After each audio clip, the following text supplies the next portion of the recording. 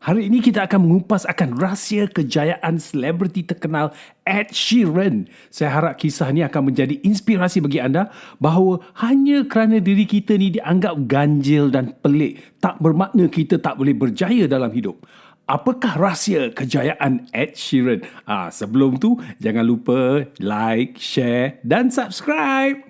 Ed Sheeran ni kan pernah berkata kebanyakan orang yang berjaya dalam hidup memulakan hidup mereka sebagai si pelik yang tiada kawan.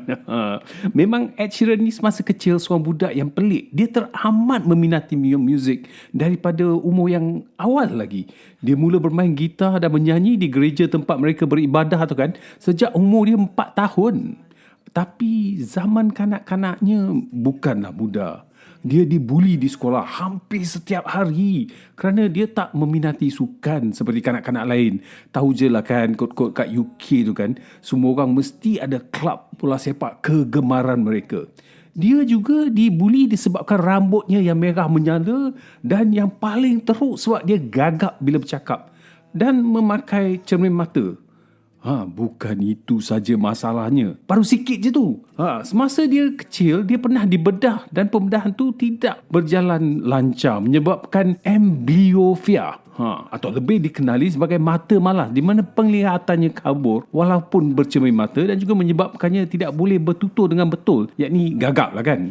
Saya adalah seorang budak yang amat pelik, kata Ed Sheeran. Muka saya juga ada diparut tu disebabkan pembedahan tu. Saya juga memakai cermin mata NHS, ni National Health Service. Cermin mata ni adalah pemberian subsidi bagi mereka yang kurang mampu. Jadi ia menjadi bahan tertawaan lah di sekolah kan, semua orang ketawakan dia sebab pakai cermin mata ni. Ed Sheeran juga kan, dia sebenarnya pekak sebelah, dia tak ada gegendang di satu telinga, penglihatan kabur, pekak sebelah dan gagap. Apakah harapan yang ada bagi si kecil ni? Semestinya kita semua lebih diberkati berbanding dengannya. Segalanya berubah bagi Ed pada suatu hari bila bapanya membawa pulang album Eminem, Marshall Mathers. Ed Sheeran ni begitu kagum betapa cepatnya dan petahnya Eminem boleh rap. Kerana minatnya yang begitu mendalam terhadap muzik, dia melupakan kekurangan yang ada pada dirinya dan mula meniru gaya Eminem rap. Itu saja yang menjadi fokusnya, untuk merap seperti idolanya. Dia menghafal setiap lagu daripada album tu dan boleh rap seperti Eminem walaupun umurnya pada masa tu 10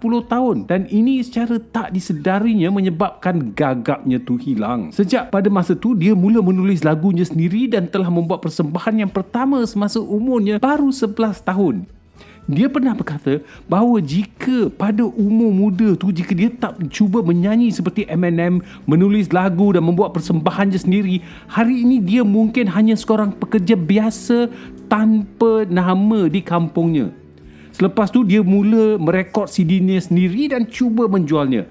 Tapi pada umur 14 tahun, dia ingin melonjakkan lagi karirnya. Jadi dia meninggalkan alam persekolahan dan juga kampungnya dan berhijrah ke London. Keputusan itu membawa bersamanya zaman yang paling mencabar baginya. Cuba bayangkan, seorang budak 14 tahun tiada tempat tinggal dan bagi 2,5 tahun dia tidur di pekarangan Buckingham Palace. Hidupnya tak ubah seperti seorang pengemis jalanan. Tidak mempunyai wang untuk makan adalah satu perkara yang biasa baginya. Banyak kali dia hampir putus asa dan ingin pulang saja ke kampungnya. Tapi nasib baik dia tidak berbuat demikian. Pada malam-malam yang teramat sejuk, terdapat satu kawasan lindungan kecil yang ada alat pemanas dan di situlah tempat dia berteduh, katanya. Kebanyakan pada 2008 dan keseluruhan pada 2009 dan 2010 dia tak pernah ada tempat tinggal. Dia dekat pekarangan Buckingham Palace tu je lah dia tinggal. Saya tak tahu bagaimana, tapi saya berjaya mengharungi masa tu juga, kata Ed Sheeran. Dan dia kata, tiap malam saya akan cuba mencari tempat untuk membuat persembahan. Selepas persembahan, saya akan lepak dekat persekitaran Buckingham Palace dan pada masa 5 pagi kan, tiap hari MRT London Circle Line train tu akan bermula. Saya akan melompat masuk dan tidur di dalamnya sehingga lebih kurang pukul 12. Lepas tu saya akan keluar mencari tempat untuk membuat persembahan seterusnya untuk hari yang tu lah. Inilah hidup saya bagi 2,5 tahun saya berada di London. Bagaimana hidup Ed Sheeran berubah?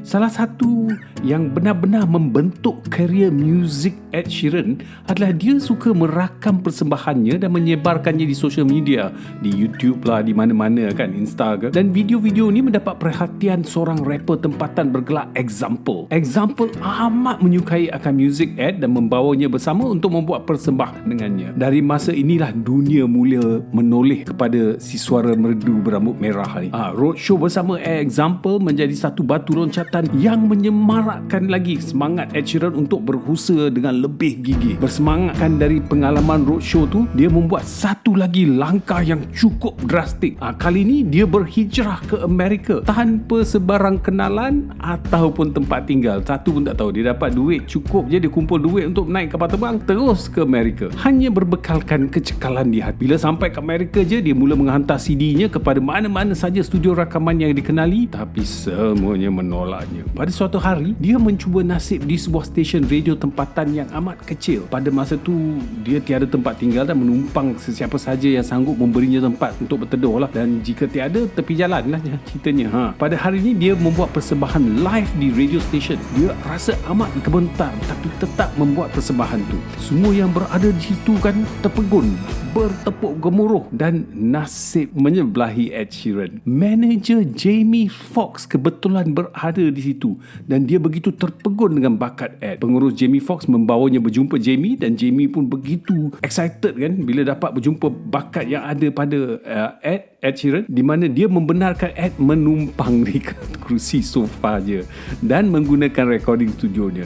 September 2011, Ed Sheeran mengeluarkan albumnya yang pertama yang dikatakan Edition. Album ni mendapat tangga teratas di UK dan di Australia dan naik hingga tangga kelima di US. Album keduanya, Multiply, ada albumnya yang paling popular sehingga kini. Ia adalah antara album paling berjaya di dunia dengan jualan sehingga melebihi 20 juta album. Dia juga memenangi anugerah Grammy bagi lagu terbaik pada tahun tu, dan album seterusnya pada 2017 iaitu Divide juga telah menjangkau jualan lebih pada 20 juta unit dan juga adalah antara album paling digemari di media sosial.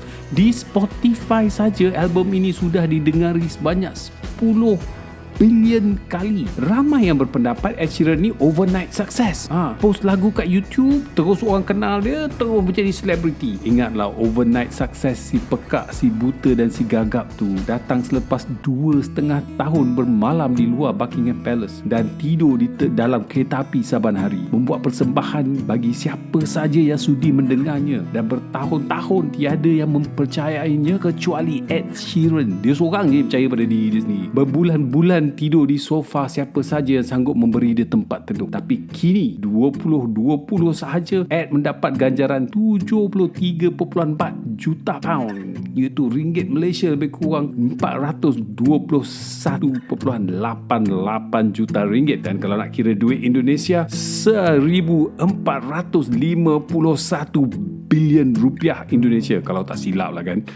Bila ditanya pada Ed Sheeran apakah rahsia kejayaan dan apakah nasihat bagi mereka yang lain yang ingin berjaya sepertinya, Ed berkata, ayahanda saya memberi nasihat, biar apapun industri yang anda ingin berjaya, cari seorang idola di dalam industri itu. Study si dia tu segigih-gigihnya dan buat 2 kali ganda apa si dia buat. Anda pasti akan berjaya. Katanya seterusnya bagi dia kan, bila dia menyertai Atlantis Record, masa tu James Blunt adalah artis yang paling berjaya di Atlantis Record dengan menjual 10 juta album. Jadi saya meminta untuk melihat jadual kerja James Blunt. Saya perhatikan jadualnya dan juga aktiviti harian. Saya mengganda 2kan segala aktiviti yang dia buat. Walaupun pada tahun tu saya hanya mendapat setengah daripada apa yang James raih, tapi ia menjadi inspirasi dan motivasi bagi diri saya sehingga saya berjaya sampai hari ini. Anda bagaimana? Apa anda?